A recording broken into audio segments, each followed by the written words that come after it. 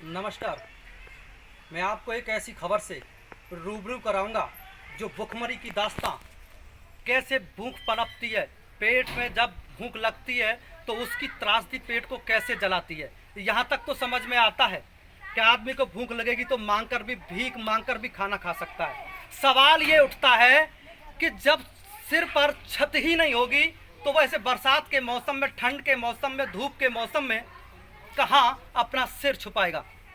एक ऐसी दास्तां से हाथरस जिले के कस्बा मेड़ू नगर पंचायत में हूँ मैं। मोहल्ला कसाई खाना इसे बोलते हैं। और मेरे पास हैं, मेरे साथ जो मौजूद हैं, ये अम्मा हैं। इनका नाम है इंदिरा देवी, वाइफ ऑफ छोटेलाल। इस मामले को पहले भी मैं कई बार प्रशासन के संज्ञान में, प्रशासन की आंखों को खोल चुका हूं, लेकिन उसके बावजूद भी न तो शासन की आंखें खुली और ना ही प्रशासन की। प्रशासन भी सारी इन समस्याओं को नज़रअंदाज करता रहा। आवास उन्हीं लोगों के बने जहां चंदे की व्यवस्था थी या सुविधा शुल्क की व्यवस्था थी। सवाल यह है कि यहाँ पर तो देने के लिए ना तो कोई चंदा है और ना कोई सुविधा शुल्क है। अब मकान बनेगा कैसे और आवास बनेगा कैसे।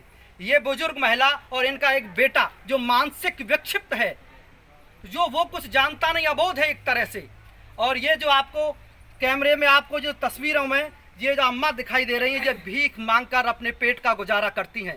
लेकिन यहाँ के शासन ने कभी, और प्रशासन को 3 बार हम ये बता चुके हैं कि यहाँ सर पर सर ढकने के लिए छत नहीं है और पेट के लिए अन्न नहीं है। लेकिन फिर भी बहरे और अंधे शासन प्रशासन के न तो आंखें खुली और ना ही कानों में आवाज़ पहुंची। आखिर आवाज़ पहुंचेगी कब? आवाज़ तब पहुंचती है जब कोई भूख से तड़प कर मर जाता है, तब प्रशासन की आंखें खुलती हैं, तब मामला मीडिया के संज्ञान में पहुंचता है और तूल पकड़ने लगता है। तब शासन अपने नाकामी को छिपाने के लिए ऐसे काम करता है कि वो किसी ऐसा पर्दा डाल देता है कि वो दिखाई नहीं देता। मैं आप ये तस्वीरों में देखिए, पहले यहाँ पर ये जो आपको दिखाई दे रही है ये त्रिपाल पड़ी थी, आज ये त्रिपाल भी नहीं है सर ढकने के लिए। आखिर कौन है इसका जिम्मेदार? किसने ले रखी इस देश की ठेकेदारी?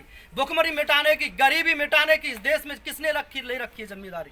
अम्मा थोड़ा बताएं कि आप जो खाना खाती हैं, आप पेट का गुजारा कैसे करती हैं, थोड़ा बताओ। तेज बोलना। मांग के सड़क पे से लाते हैं, दुकानों पे से लाते हैं। सुना आपने, मांग कर सड़क से लाते हैं, मंदिर से लाते हैं, चौराहों से लाते हैं, तब पेट की भूख की आग मिटती है।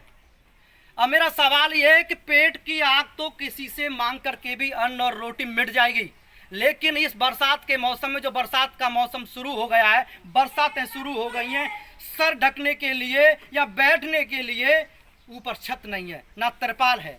चेयरमैन साहब बताते हैं लोग, या चेयरमैन साहब पहले आए थे, एक बार तिरपाल दे गए। चेयरमैन साहब ने सोचा कि पूरी जिंदगी इस तिरपाल में कट जाएगी। अब तिरपाल भी नहीं है कि आखिर इस तिरपाल का, इस छत का और पेट की भूख की व्यवस्था कौन करेगा। सवाल मेरा शासन और प्रशासन से है सीधा, और उन लोगों से भी है जो सच्चाई को बर्दाश्त नहीं कर पाते हैं। इससे बड़ा, मैं भूख की बात करता हूँ, मैं भुखमरी की बात करता हूँ, मैं झोपड़ियों की बात करता हूँ। मैं आज उस झोपड़ी में खड़ा हूँ जो आपको मैं सीधी तस्वीरें आपको जो दिखा रहा हूँ यहाँ पर, ये देसी दास्तान है। ये 2 साल पहले हमने शासन प्रशासन को पहले संज्ञान में लाया कलम के जरिए, तब प्रशासन ने 10 किलो आटा, 10 किलो गेहूं ये समझकर दे दिया कि इस 10 किलो आटे से, 10 किलो गेहूं से पूरी जिंदगी बीत जाएगी। क्या 10 किलो आटे से पूरी जिंदगी आदमी की बीत सकती है? अब ऐसा आलम है यहाँ भुखमरी का कि अम्मा बुजुर्ग हैं, बेटा मानसिक विक्षिप्त है। इन तस्वीरों को दिखाइए। छत तक नहीं ढकने के लिए आखिर कौन है?